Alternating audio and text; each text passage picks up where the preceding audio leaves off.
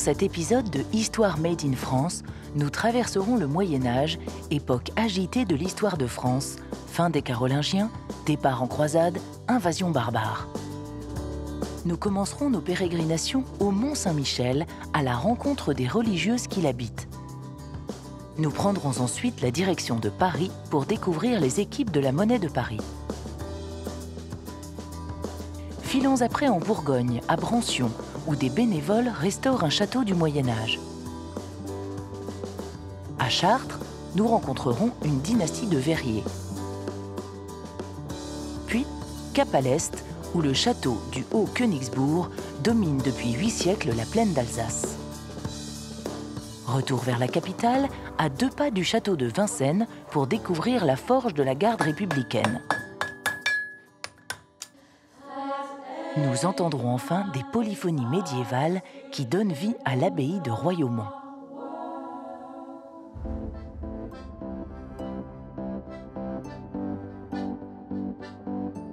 Perdu au milieu de nulle part, entre la Bretagne et la Normandie, entouré par les sables, battu par les vents, voici le Mont Saint-Michel au péril de la mer, comme il est couramment appelé au Moyen-Âge. En 709, l'évêque d'Avranches y fit construire une première église. C'est l'archange Saint-Michel, apparu dans ses rêves, qui lui en aurait fait la demande. Aujourd'hui, ce sont 5 frères et 7 sœurs de la fraternité de Jérusalem qui animent la vie religieuse sur le mont. Ils accueillent les pèlerins et les touristes pour les laudes, l'Eucharistie ou les vêpres. Ceux-ci peuvent même séjourner auprès des religieux pour une retraite spirituelle. Voici Sœur Claire, c'est justement elle qui est en charge de l'hôtellerie. Alors quand j'ai quitté Paris, ma première réaction ça a été un peu de la peur parce que j'avais jamais été au Mont-Saint-Michel et j'imaginais une petite vie un peu coupée du monde. Et moi j'étais rentrée dans la communauté pour rester au cœur du monde et rester proche des gens.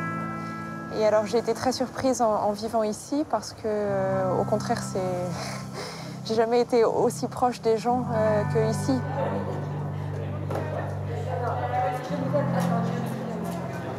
Ici, on est dans un lieu qui est chargé d'histoire. Donc depuis la fondation, il y a eu des hommes et des femmes qui ont prié ici, donc à l'abbaye. Et puis aussi, il y a eu des pèlerins dès le départ, en fait. À peine le premier sanctuaire construit, ça y est, il y avait déjà des pèlerins qui venaient. Et c'est resté en continu jusqu'à aujourd'hui. Moi, je découvre Saint-Michel, je ne connaissais pas du tout avant d'arriver. Il est très aimé. Alors, à la fois de personnes très croyantes et puis aussi de personnes qui ne sont pas forcément proches de l'Église, mais qui ont vraiment foi dans la puissance de Saint-Michel. Parce que Saint-Michel, on croit qu'il est là au moment de la mort, qu'il pèse les âmes. Il y a des représentations de Saint-Michel, c'est très beau, où il a une balance dans la main pour juger les âmes, et puis discrètement, avec son doigt, il fait pencher la balance d'un côté. Ça montre toute la douceur et la bienveillance de Saint-Michel au moment de la mort. Donc Saint-Michel est très populaire.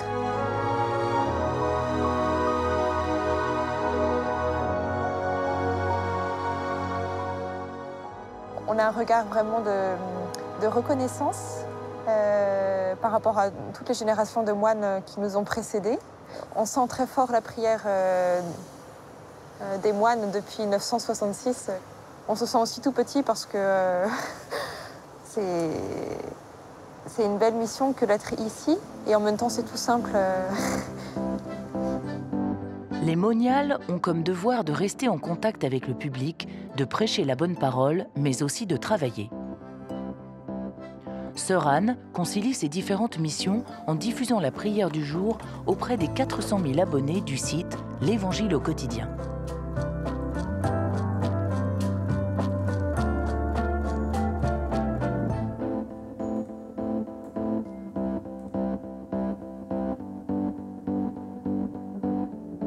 L'avantage pour un lieu comme ici, c'est que c'est du télétravail. Donc ça nous permet de travailler sans nous déplacer, j'allais dire. Alors ce qui est offert sur ce site, c'est les textes du jour de la liturgie romaine en 11 langues, 16 versions. Donc il y a les calendriers à la fois ordinaires, extraordinaires, maronites, Donc c'est réparti dans le monde entier et ça permet aux personnes vraiment de recevoir la parole de Dieu dans leur boîte mail, donc grâce aux technologies nouvelles.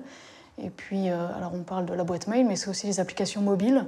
Donc dans le métro, sur son mobile, on peut recevoir et prier avec les textes du jour.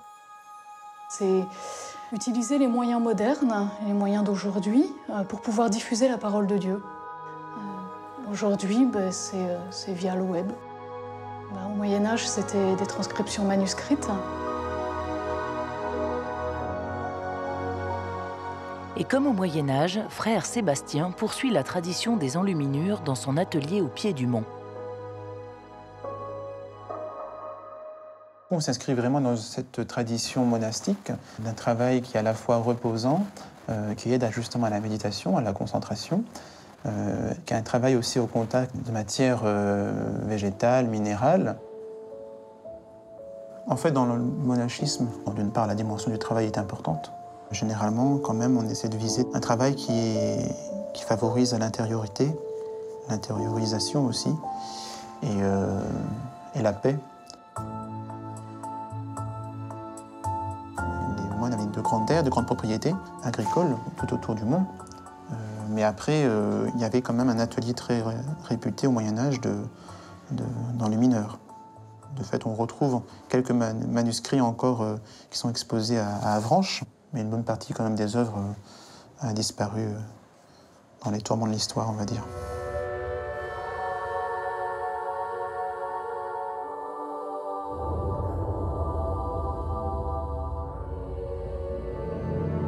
Je ne sens pas particulièrement de présence, en tout cas ésotérique, au Mont-Saint-Michel. Mais c'est sûr qu'on ne peut pas être indifférent à une histoire millénaire comme le Mont. Et combien de personnes on voit sont à nos liturgies et en ressortent avec quelque chose, parfois au bord des larmes.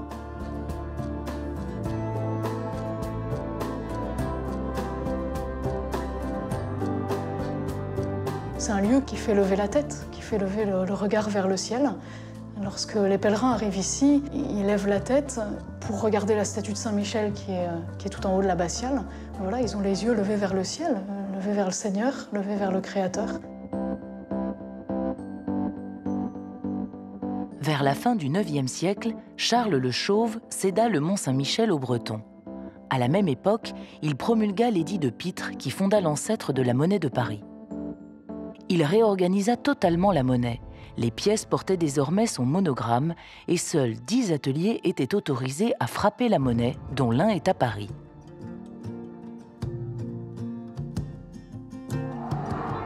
À 2 pas du Louvre, de l'autre côté de la Seine, se trouve le site historique de la monnaie de Paris. Chaque année, plus de 200 000 médailles et pièces et 130 000 décorations officielles sont produites ici. Et tout commence par la gravure. Avant de frapper la monnaie, il faut la penser, la dessiner. Il faut créer les modèles qui permettront la fabrication des pièces. C'est le métier des graveurs, encadré notamment par Joaquín Jiménez.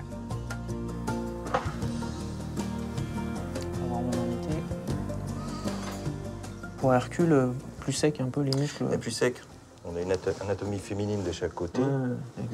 Et lui, c'est l'homme au milieu. C'est la difficulté d'ailleurs, hein, cet exercice-là. Garder la modernité du dessin et puis lui donner de la sensibilité, c'est le plus compliqué. Un peu de rondeur là dans la cuisse. Ici, c'est le cœur de la création de la monnaie de Paris. Donc, les étapes se succèdent en partant d'abord de la création et du dessin. Tout part d'un dessin, bien entendu, d'une création graphique. Chaque graveur est capable, évidemment, de faire son dessin. Ensuite, on passe à l'étape de la réalisation en volume, bien entendu. On fait un modèle en plâtre, ou alors directement en creux et à l'envers dans un gabarit en laiton. Et ensuite, ces gabarits ou ces résines sont placés sur des tours à réduire et on fait l'outillage. Les outillages sont ensuite retouchés, bien entendu, par les graveurs.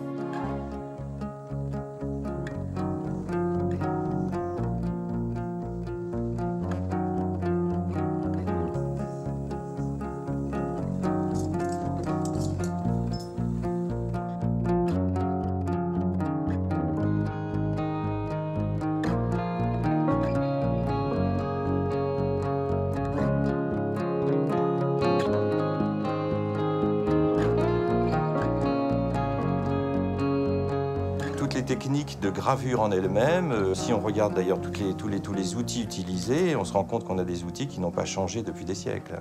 Donc cette technique est restée les mêmes. On essaye de la faire vivre toujours. Bien sûr, les techniques évoluent. L'outil aussi évolue, l'outil se modernise, mais ça reste un outil aussi. Et l'essentiel est quand même de garder les compétences de graveur pur. C'est très important. 250 personnes travaillent à la manufacture du quai de Conty.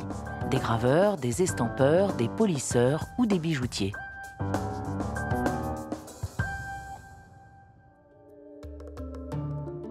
Dans les ateliers de Paris sont frappées les pièces en or et en argent. Les euros, quant à eux, sont produits à Pessac. Le monnayeur saisit les flancs vierges et les place dans de puissantes presses.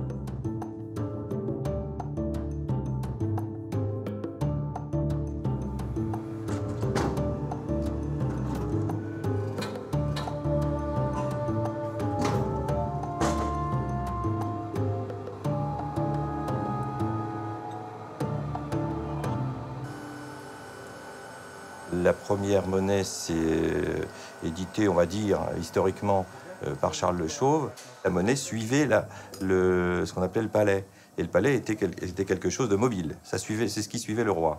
Et donc, à l'époque, on frappait avec des techniques qui étaient mobiles, forcément, hein, y compris chez les Grecs et tout, qui étaient complètement différentes. Il faut imaginer qu'à un moment, au début de la monnaie, on prenait un bout de métal, un coin, on tapait avec un grand coup de marteau. C'était ça.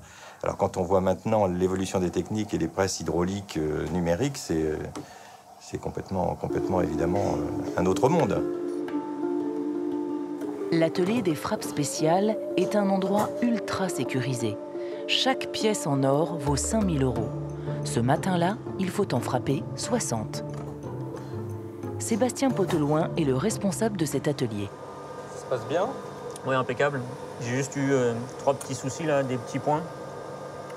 J'ai nettoyé les coins et il n'y a plus rien, c'est bon. Il n'y a pas de problème. Bien vérifier dans le sablage qu'il n'y ait pas d'or, qu'il n'y ait pas de point de brillance. Que la gravure soit parfaitement remontée. On a une pièce parfaite quand elle est exempte de tout défaut. Le poli doit être parfait, il ne doit pas avoir de points, de taches. Le sablé, enfin les remontées de gravure doivent être parfaites, elles ne doivent pas briller. Donc si elles ne brillent pas, c'est que la gravure est remontée complètement. Et la pièce ne doit pas avoir de bavure. Et donc elle doit être à l'image du coin qui l'a frappée.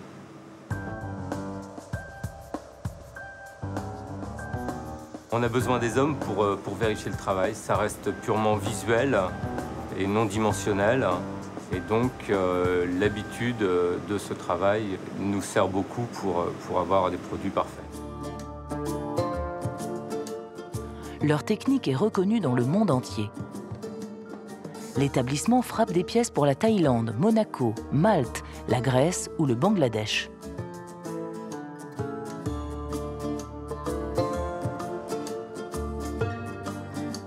Les flancs que l'on utilise sont préparés en amont, donc brillantés, séchés. Ils doivent être très propres, surface brillante, pour avoir un rendu le meilleur possible sur la pièce, l'éclat du polyglace et le rendu de toutes les nuances de sablage, de billage. Mais au fait, question à 10 francs, pourquoi les pièces sont-elles rondes? Alors les pièces sont rondes parce que c'est la forme la plus facile à frapper. Le métal se déplace du centre vers l'extérieur et donc sur toute la périphérie, nous avons la même distance par rapport au centre et donc c'est le plus simple.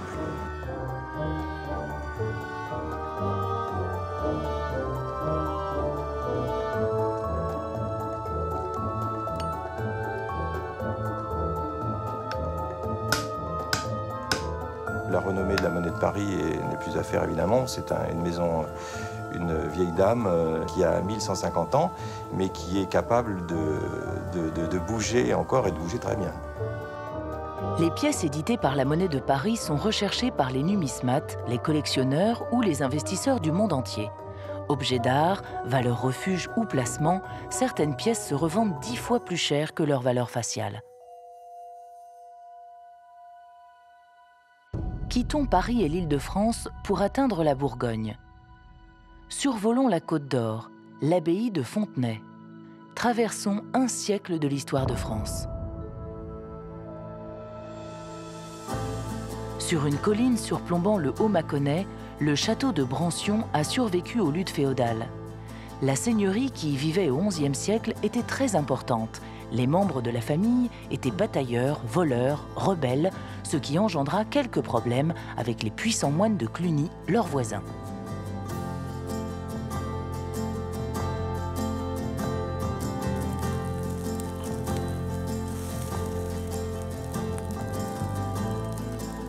Depuis 40 ans, la mémoire médiévale veille à la préservation du château.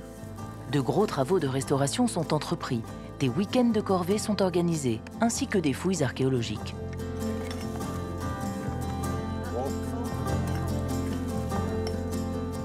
Frédéric Fauchet est le président de cette association.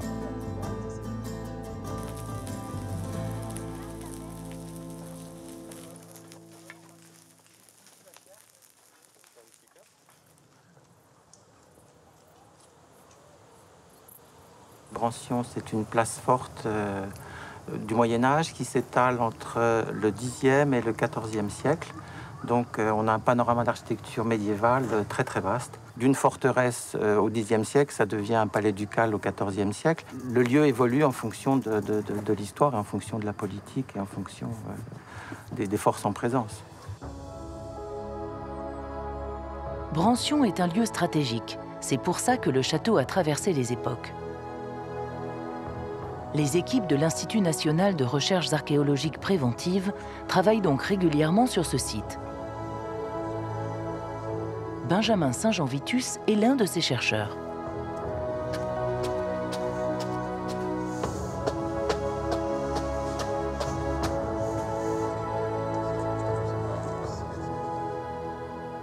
Si je regarde uniquement ce qui est en élévation, c'est-à-dire ce que j'ai autour de moi là, les éléments les plus anciens, c'est ce qu'il y a là derrière, mais en bas du mur. Le moindre mur a plusieurs états, hein. Donc, on va dire que là, on a une base de mur qui est, on va dire, de l'an 1000. Le haut du mur est déjà du XIIe siècle et les murs qui sont autour de moi sont, on va dire, du début du XIVe siècle, vers 1300. Je dis beaucoup « on va dire » parce que tout ça, ce sont des estimations d'après les modes de construction. Et puis aussi d'après la chronologie relative des murs les uns par rapport aux autres. Donc petit à petit, en épluchant les choses, en utilisant des faisceaux de données convergentes, on précise les datations, bien sûr, et à travers les datations, une histoire de l'occupation des lieux. Au XIIe siècle, les seigneurs de Brancion se rachetèrent une bonne conscience et partirent en croisade. Ruiné par ces guerres de religion, le 12e comte de Brancion vend ses terres au duc de Bourgogne en 1259. On pense au départ que c'est un village fortifié avec un château au milieu. Et puis après, il y a une petite séparation qui se fait petit à petit entre le peuple et les gens du château. Et le château se ferme un peu sur lui-même. Peut-être aussi pour consolider ses défenses. Et après, ça devient, au moment de l'époque ducale, ça devient plus ce qu'on appellerait aujourd'hui une préfecture. Donc c'est plus un lieu administratif. Et l'architecture n'est plus défensive, mais décorative pour s'imposer par la qualité de l'architecture et plus simplement par la force des murs et la force de la défense.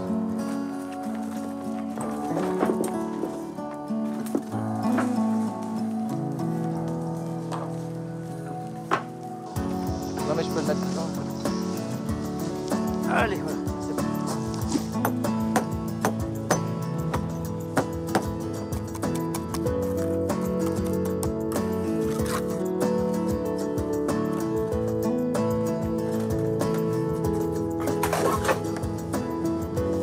Il y a un savoir-faire qui est complètement conservé. Les ouvriers qui travaillent sur le chantier sont des ouvriers qui savent aussi construire en parpaing, mais ils gardent ce plaisir de construire avec la pierre, de travailler la chaux.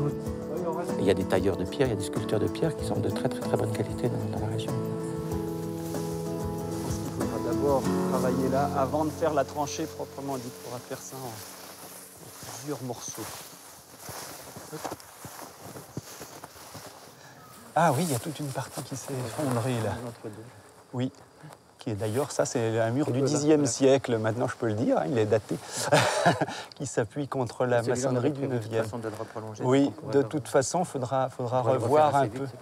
Après, l'idée pour ce qui suit, c'est évidemment d'appréhender toute cette zone-là. Et là, donc, de toute façon... En tant qu'architecte et en tant qu'habitant de la région, j'ai décidé de m'investir dans cet endroit parce que je crois que c'est intéressant que ces endroits vivent. Donc il y a la conservation, évidemment, des vieilles pierres, mais pour ce qui me concerne personnellement, pour d'autres gens de l'association, ça peut être très différent. Moi, il y a un investissement parce que je pense que le patrimoine dans le milieu rural est extrêmement important.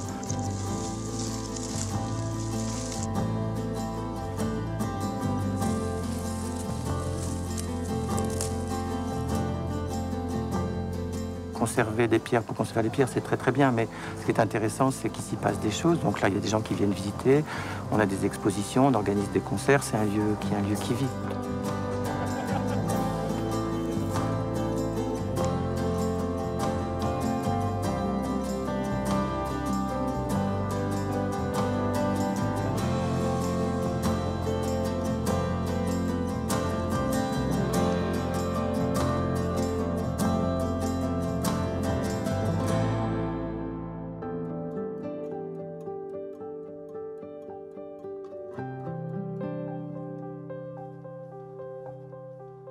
Remontons vers le nord-ouest. À 350 km de Brancion, en plein cœur de la Beauce, voici Chartres et sa cathédrale. Au XIIe siècle, Notre-Dame de Chartres était l'une des plus grandes cathédrales gothiques dédiées à la Vierge dans la France septentrionale.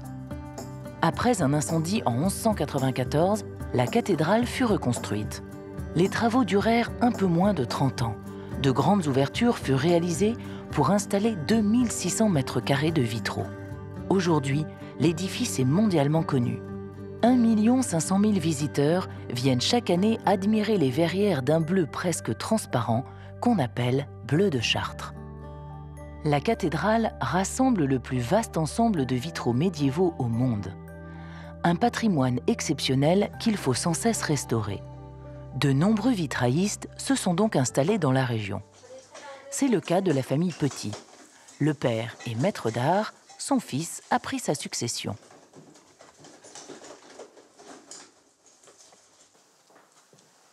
On a restauré des vitraux. Donc dans la cathédrale, il y a du XIIe, du XIIIe, du XIVe, du XVe, du XVIe, et puis jusqu'à des grands maîtres contemporains, jusqu'à mon père récemment. Voilà. Ouais, ça se passe, ça se passe bien. Il a de la poussière. Tu vois déjà la différence? Ah oui, oui. C'est pas... Pour le moment, on fait un dépoussiérage et puis le nettoyage, c'est classique, hein, c'est à l'eau et à l'éthanol. Et puis après, ça va être plus sérieux pour ce qui concerne les infiltrations. Michel Petit est une référence dans le monde des vitraillistes. Même s'il est à la retraite, il continue de se rendre dans l'atelier où son fils travaille.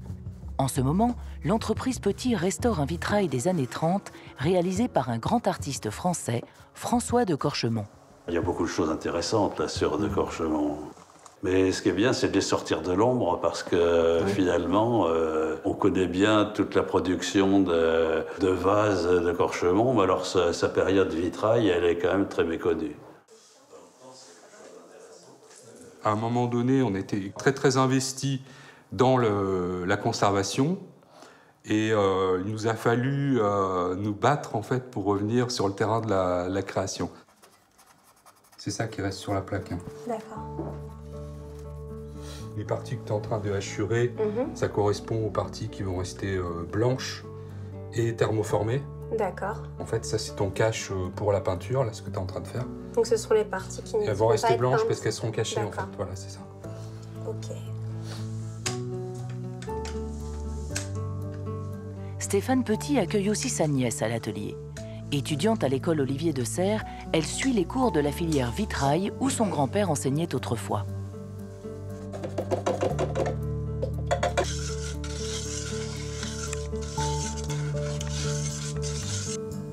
Pendant ses moments libres, Paula rejoint son oncle pour apprendre les nouvelles techniques de peinture sur verre et de thermoformage.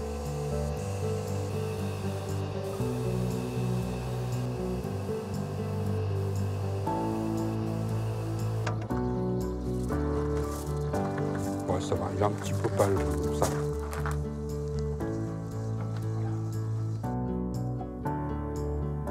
J'ai choisi cette formation aussi plus pour le travail du verre et de la transparence plus que pour le côté vitrail en fait. Ce qui m'intéresse, c'est le matériau. J'aimerais travailler le verre, le faire évoluer comme Stéphane a pu le faire ou comme Papy a pu le faire. Mais j'ai pas forcément envie de rester dans le vitrail traditionnel. J'ai envie de maîtriser un maximum de techniques pour pouvoir être libre de faire ce qui me plaît. J'aimerais bien faire du métal, du bois, j'en sais rien. Quelques semaines plus tard, face à Notre-Dame de Paris, revoici la famille Petit qui installe un grand vitrail réalisé dans les années 60 par le grand-père.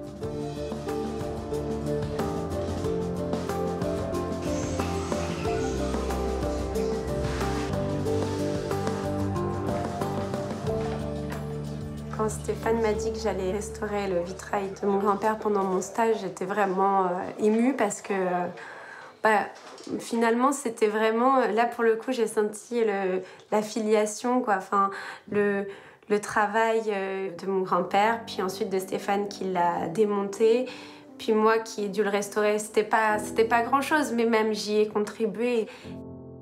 On a relevé les pièces qui étaient cassées, qui nécessitaient une restauration. J'ai refait les peintures et puis on les a remis en plomb, mastiqués et installés. Enfin, je sais pas, j'étais vraiment très contente de travailler dessus. C'était une expérience sympa, puis c'est toujours plus sympathique de travailler sur le boulot de quelqu'un de sa famille plutôt que celui d'une personne lambda. C'est des connaissances qu'on partage. Et si on est ouvert, on les reçoit et puis on les partagera plus tard avec d'autres personnes.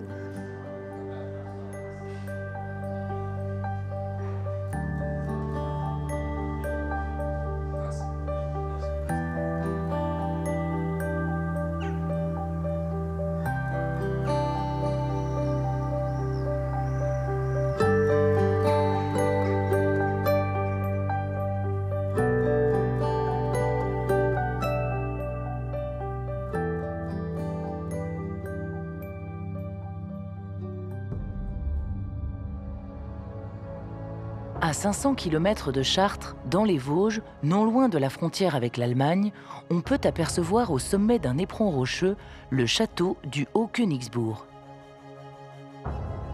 À presque 800 mètres d'altitude, ce château fort du Moyen-Âge domine la plaine d'Alsace.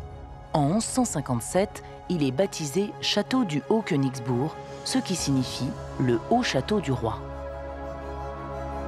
Le château du Haut-Königsbourg appartenait alors à la famille Hohenstaufen.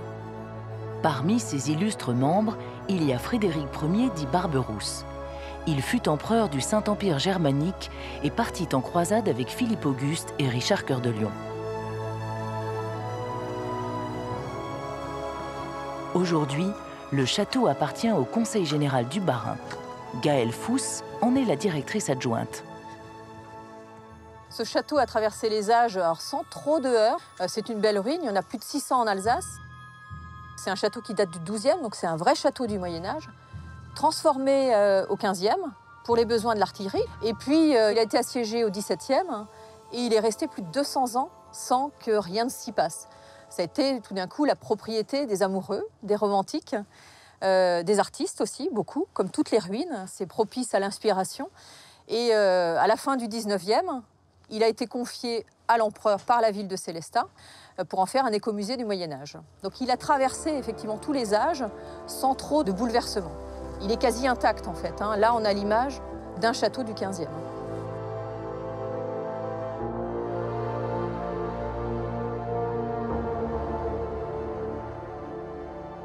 Alors, il a été édifié au XIIe par les Hohenstaufen, donc une famille, une des grandes dynasties qui habitait au château de Königsbourg. Il a été édifié là parce que l'endroit était stratégique.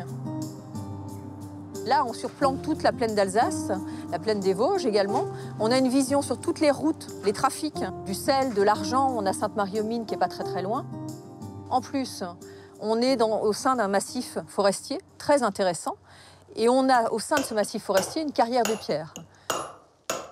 Dans les combles du château, sur l'un des chemins de ronde, deux artisans taillent un gros bloc de grès rose des Vosges. travaille au château, hein, faut pas l'oublier. Hein. Les ciseaux, il faut qu'ils soient bien affûtés. Hein. Ce sont des ciseaux à pointe de tungstène? Ouais, mais on abîme vite. Hein. Le mieux, c'est des ciseaux forgés. Hein. Ouais, il faut avoir une forge sur place. Ouais. Travailler en continu.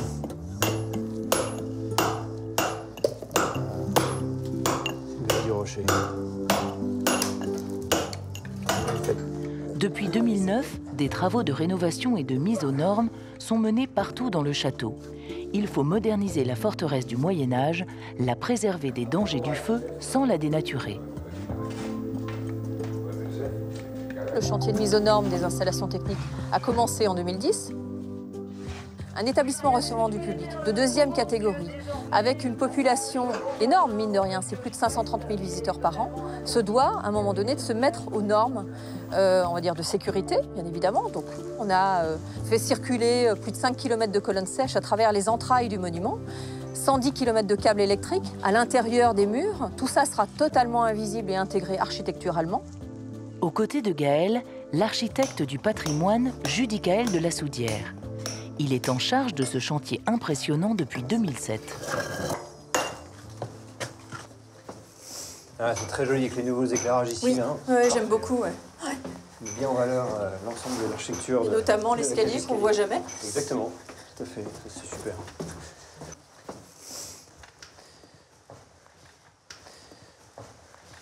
Et alors là, une nouvelle pièce, enfin ouverte au public et valorisée.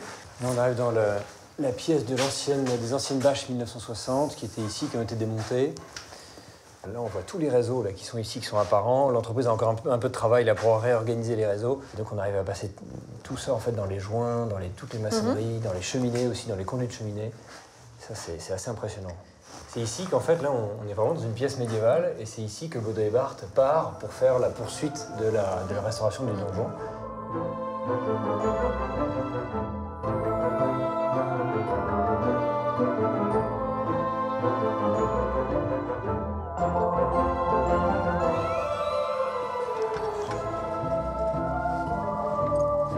Merci.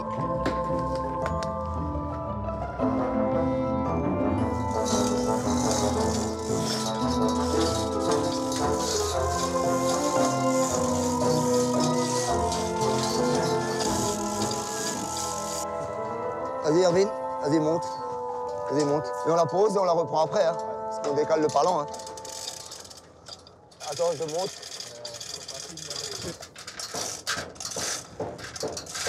Il n'y a rien de très aisé ici, dès lors où on touche un peu à la technique, parce que le Haut-Königsbourg, c'est 300 marches, c'est un château de 300 mètres de long. Et effectivement, là, pour le coup, on touche à la partie la plus haute du monument. Il faut tout acheminer quasiment à dos d'homme. Alors l'acheminement, par exemple, se déroule en site non occupé, hein, entre 6 et 9 heures du matin, ou entre 18 et 22 heures. Il y a une vie avant que le visiteur n'arrive dans le château.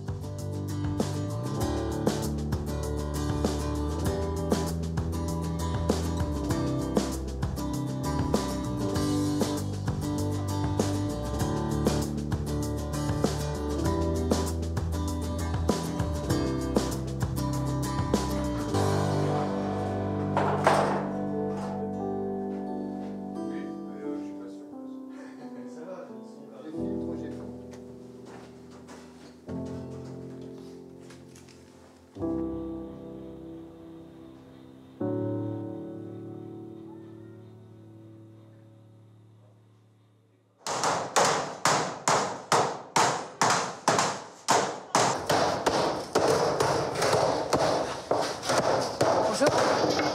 Bonjour. Ça va? Ouais, très bien. Bonjour. Là, vous ne bossez plus du tout en extérieur? Pour l'instant, non. Non, d'accord. Là, on attend 2 machines qui vont arriver, donc une plieuse et la guillotine, qu'on va installer en bas. Tous les bacs là qu'on a déjà dépliés, ils sont à plat. Ouais. On les recoupe, on les replie et on va commencer la pose la semaine prochaine. Donc vous serez obligé de descendre ces bacs-là descendre, les couper, les replier et puis les remonter. Mais parce que la guillotine était impossible à monter? Elle fait 220 kilos. Ah oui. Donc c'est pour cette raison-là, quoi. Voilà, d'accord. Ouais. Ouais. Donc là, c'est non, les hommes qui vont suppléer à la machine. D'accord. Ouais, c'est dommage, ça, par contre. Ouais.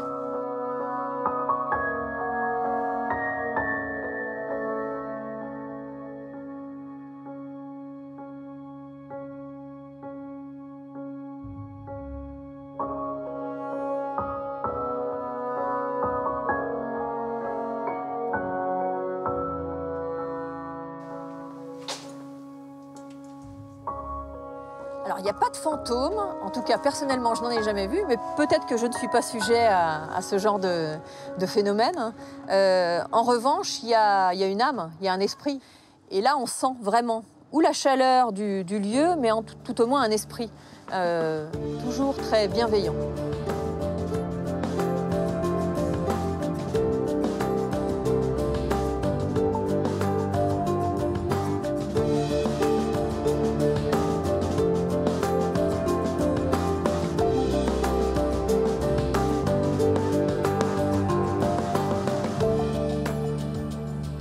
Situé en bordure de Paris, Vincennes dispose d'un magnifique bois et d'un château. Philippe Auguste, au XIIe siècle, puis Saint-Louis et Louis XIV séjournèrent dans cette résidence royale. Ils venaient y chasser dans sa grande et giboyeuse forêt.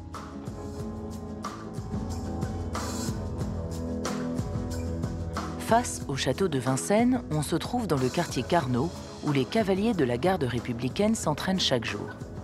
Dans les écuries, il y a plus de 250 chevaux dont il faut prendre soin. C'est le rôle des maréchaux ferrants, un métier vieux de plus de 3000 ans. Dès l'époque celte, ceux-ci protégeaient les sabots des chevaux avec des semelles de cuir ou de petits fers. Une technique essentielle pour conquérir de grands territoires ou pour maintenir l'ordre. De tout temps, depuis que le cheval est utilisé en fait, par l'homme, le cheval a eu besoin d'avoir une protection, que ce soit métallique, en cuir, enfin différentes sortes de protections pour pouvoir assurer le travail du cheval. Donc il a fallu protéger ses pieds de façon à pouvoir l'utiliser pour le champ, pour la traction. Allez, voilà. C'est un métier où on travaille essentiellement à l'œil. On a très peu d'unités de mesure pour pouvoir travailler sur un pied de cheval. C'est un pied qui est vivant, tous les pieds sont différents. Les chevaux sont différents aussi, leur morphologie est différente, leur travail va être différent. Donc c'est avec l'expérience qu'on arrive à savoir parer un pied d'aplomb, savoir ajuster un fer au pied du cheval. On dit que pour être un bon maréchal ferrant, il faut entre 10 et 12 ans d'expérience. Romain Wyss est un passionné du monde équestre. Enfant, il prend des cours d'équitation, les chevaux deviennent vite son quotidien. Plus tard, il se forme à la maréchalerie pour finalement intégrer le régiment de la garde républicaine en 2003. On essaie de conserver cette tradition, notamment à la forge à 3 marteaux, où on est encore les derniers en France à travailler de cette façon-là. C'est quelque chose qu'on essaie de transmettre. Moi, ce sont les anciens qui m'ont transmis ce savoir, et j'espère pouvoir le transmettre plus tard aux jeunes qui viendront travailler dans les forges.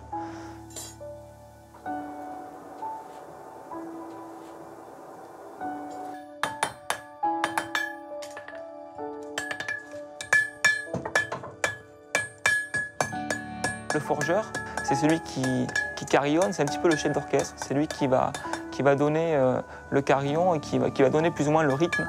Ensuite, on a le frappeur sur ma gauche. Et donc lui, son travail consiste à vraiment écraser la matière de façon à forger le fer. Le rabatteur, lui, c'est un travail plus de finesse. Il vient frapper juste derrière le frappeur. Et donc lui, son métier va consister à gommer un petit peu les traces, les différents impacts de marteau, de traces de marteau sur le fer.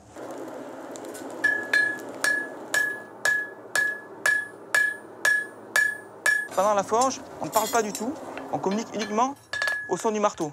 C'est le carillon du marteau qui va donner l'ordre au frappeur et ensuite au rabatteur et qui va dire s'il faut accélérer, ralentir ou alors s'il faut stopper le mouvement.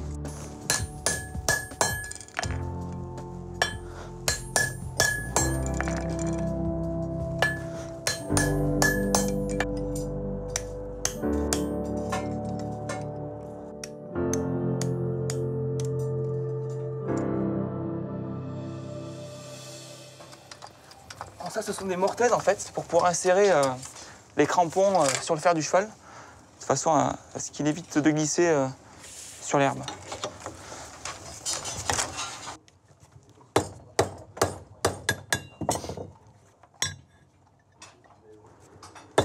C'est un boulot qui demande beaucoup de précision, parce que l'erreur n'est pas permise, on travaille sur un cheval, donc un être vivant.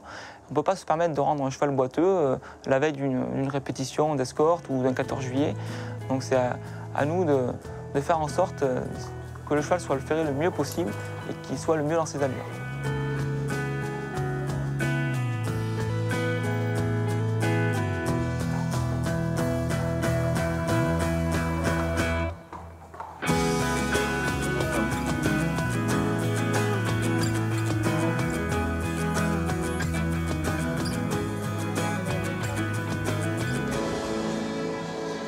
Tous les mois et demi, opération pédicure pour les chevaux, avant la pose des fers à la française.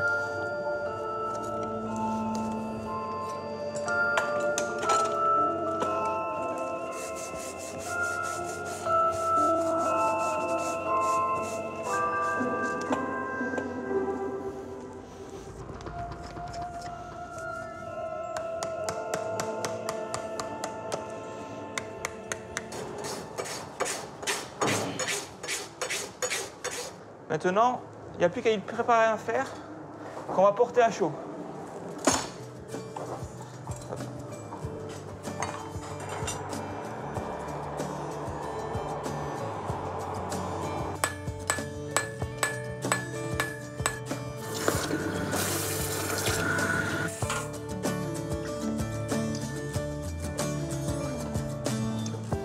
Allez, Tao, un pied.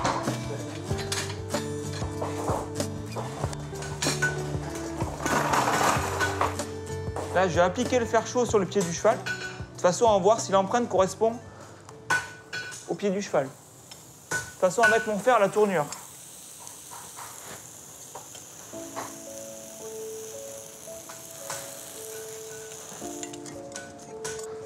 Bon, là, maintenant, mon fer est préparé, ajusté.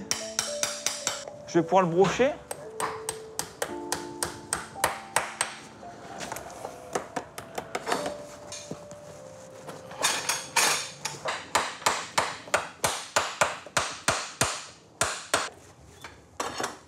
C'est ni plus ni moins qu'un travail de manucure. Effectivement, on a des outils qui sont adaptés pour ça. On a des grosses râpes, on a des gros coupons, si on peut appeler ça comme ça. Et tous les 45 jours, on fait la petite manucure au cheval. C'est-à-dire qu'on enlève le vieux fer et on lui coupe l'ongle de façon à ce qu'il ait un sabot qui soit propre, équilibré, de façon à pouvoir mettre un nouveau fer.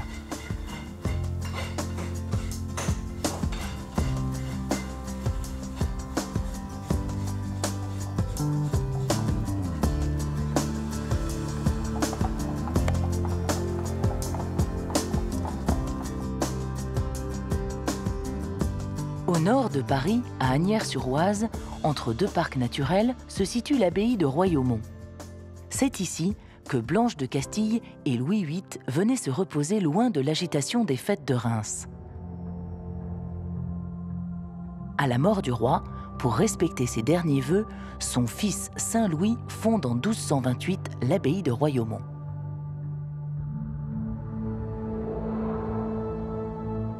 Des moines y vécurent jusqu'à la Révolution, puis l'abbaye se transforma en filature de coton. Aujourd'hui, des artistes habitent les lieux. Danseurs, musiciens ou chanteurs viennent ici en résidence.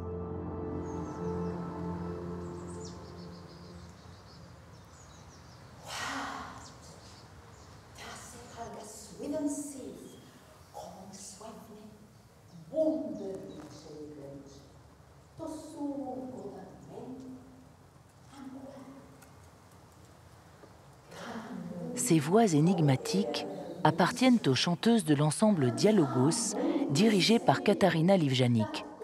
Ce sont des polyphonies du Haut Moyen-Âge.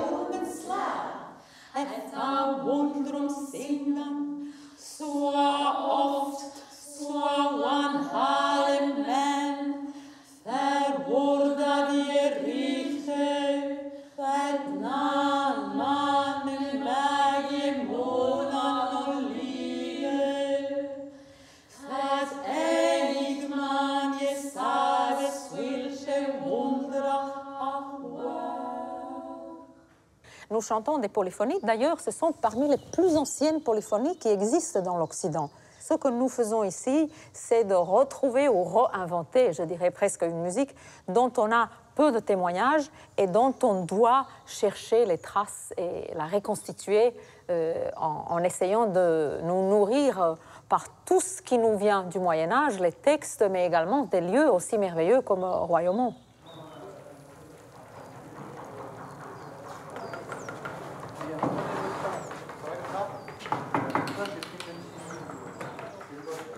Qui edificavit juste une fois pour que ça s'imprime, cette manière sans compromis.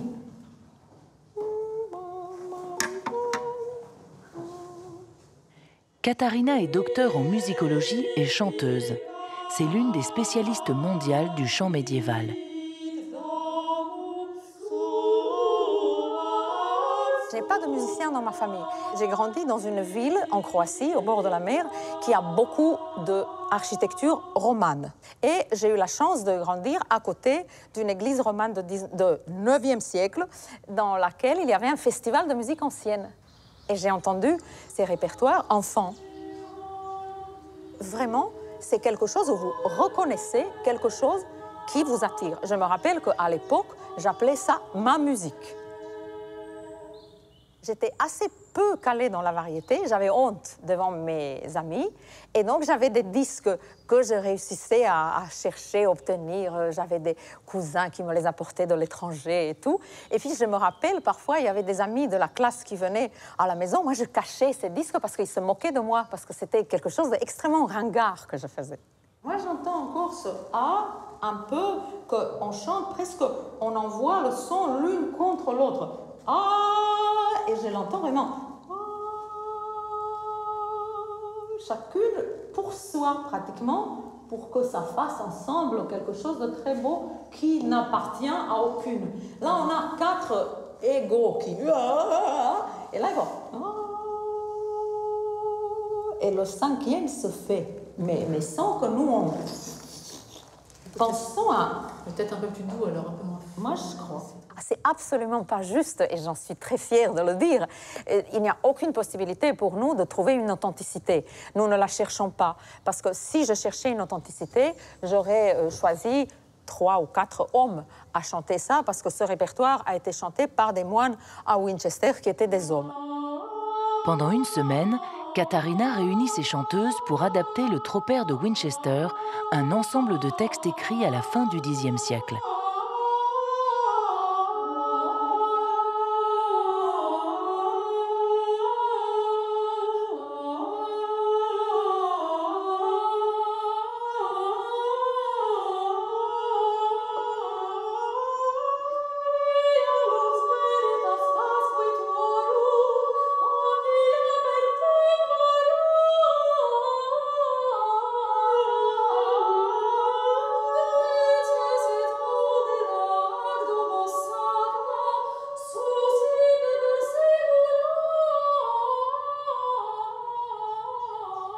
La vie de Saint Swithin est comme une bande dessinée. Hein. Elle est composée de différents miracles qu'il a fait.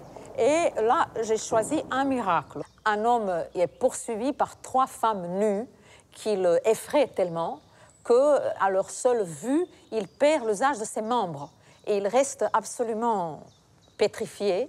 Et il arrive à l'église de Saint Swithin où le saint lui apparaît dans une vision et il le guérit et comme une espèce de gage, il prend une chaussure. C'est là que Cendrillon revient et le monsieur reste sans chaussure mais il est quand même guéri.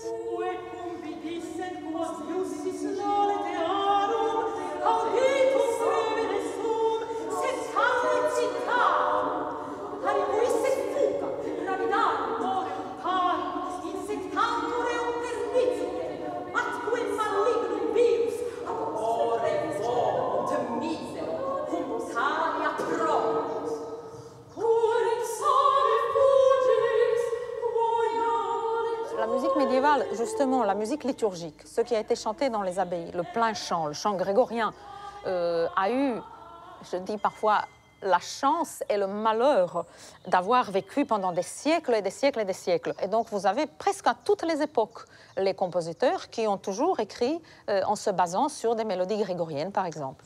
Tous. Palestrina, Bach, Monteverdi, Verdi, tous.